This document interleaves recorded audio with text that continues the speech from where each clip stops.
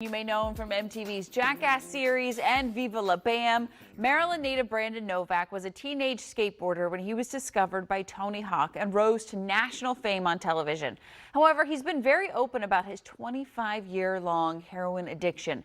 He's now released his third book called The Streets of Baltimore, which he hopes can help people who are struggling with mental health issues and addiction while trying to get through this time of stress.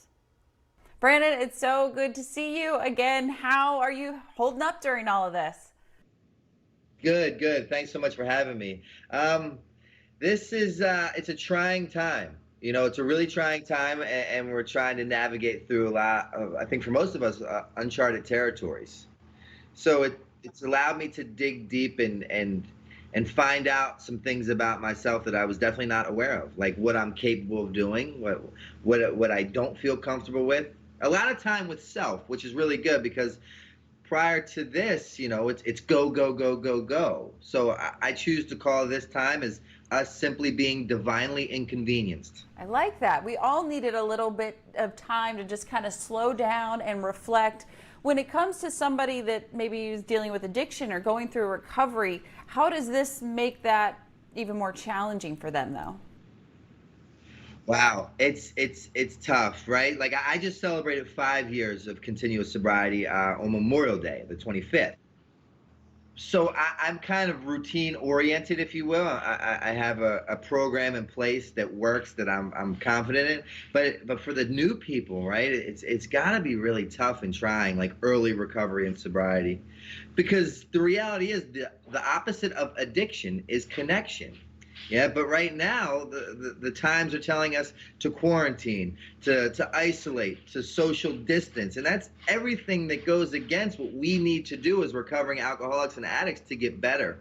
So thank God for the times, right? Like I can get on my laptop and I can go to a million different Zoom meetings. I can call my sponsor, you know, I can download a whole bunch of different talks by different people. So it's just a lot of shucking and jiving, you know, bobbing and weaving with these crazy times. Well, you not only celebrated 5 years sobriety, but you also released your brand new book. Congrats. This has been a great time for you.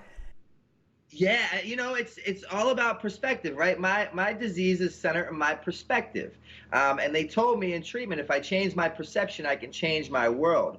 So I choose, like, again, I choose to look at this as us being divinely inconvenienced and the God of my understanding doing for me what I could not do for myself. So my recovery is way too valuable and the stakes are way too high for me to kind of sit in like problem mode. So I jump right to solution immediately.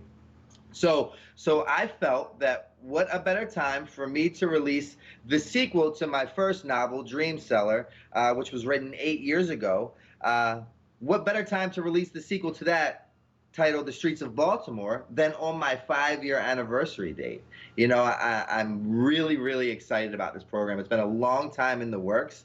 You know, it encapsulates my 20-year struggle to stay high and my conflicting dilemma that I ultimately always wanted sobriety. I really did. I was a good person that came from better, and I knew better. I just wasn't sure how to obtain it. Well, so what was it like writing this book? You're from Baltimore, Maryland. Yes. This is a memoir of yours.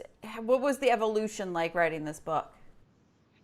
It was therapeutic, to say the least. You know, this book really encapsulates from the beginning of my journey. It starts out with me being expelled from high school, and then it takes a reader on the journey of my life on the streets of Baltimore, the dope dens, the crack houses, the police warrants, that all plagued my existence during, you know, my addiction. And then from there, it follows me onto the set of MTV's TV show Viva La Bam, which was wildly successful.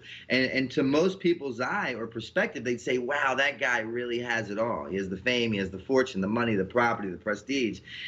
In hindsight, if you really knew that those were the times that I was the most broken, beaten, and felt such a state of despair that I wanted to kill myself on a daily basis, but I was just terrified of hurting myself in the process. What do you give credit to for your recovery, your continued recovery? I know the word can be, I know the word God can be really discouraging to a lot of people. So I just know that it's a power greater than myself that did for me what I could not do for myself. Because the reality is, for 24 years in my active alcoholism and addiction, I possessed this job that consisted of knowing everything. Therefore, when you kindly suggested what I should do in order to get better, I kindly suggested why you should get lost, because I know.